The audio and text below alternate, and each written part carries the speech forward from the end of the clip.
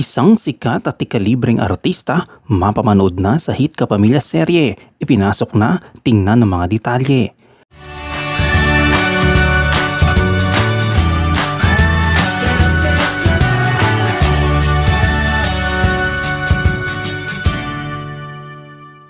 Pagdating sa dekalibreng serye, hindi talaga matatawaran ang galing ng mga artistang kinukuha ng ABS-CBN na karamihan ay sa kanila mismo galing. Sa latest kasing balita ay pinasok na sa isang serye ang joint collaboration ng ABS-CBN at TV5 ang isang sikat at award-winning actress na ito na tiyak na lalong magpapaabang sa mga manonood. Sa Pira-Pirasong Paraiso, mas lalala ang drama dahil sa sasali na sa cast ng ABS-CBN TV5 series ang veteranang aktres na si Maricel Soriano. Sa isang teaser na inilabas nitong Huwebes, iniharap ang Diamond Star bilang si Amanda, ang lola ng mga Paraiso sisters. Inaasahan na magbabago ang takbo ng kwento kay Maricel Soriano dahil siya ay may balak na alamin ang katotohanan mula sa nakaraan.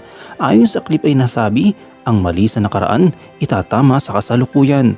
Magsisimula ng sumali si Maricel Soriano kasama mga bida na sina Charlie Dizon, Alexa Ilacad, Lois Andalio at Elise Hoson simula sa September 18.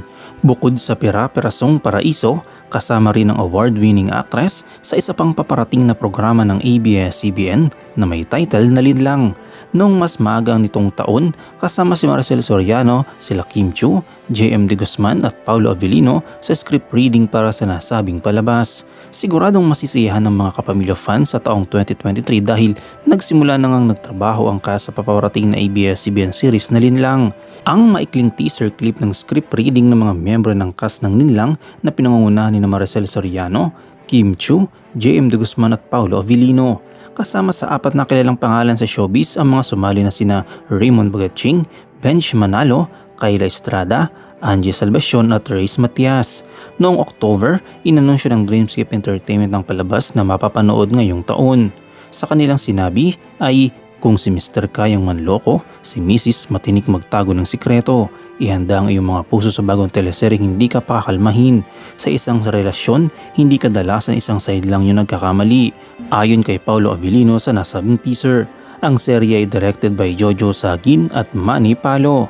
Sa pahayag naman ni Jojo Sagin, sinabi niya, heavily research, first time sa lahat ng TV series sa buong Pilipinas. Inaasahan din na makakasama sa palabas ang iba pang mangkilalang artista tulad ni na Ruby Ruiz, Jaime Fabregas, Vance Larena, Heaven Peralejo, Adrian Lindayag at Kais. Ano ang iyong komento kaugnay dito? Shoutout tayo kina Avoni Puerto, kay Pugata Josephine at kay Perla Cruz. I-comment mo lang ang inyong opinion sa comment section at huwag kalimutang i-like, i-follow, i-subscribe ang bcgram.net para sa mga latest happenings.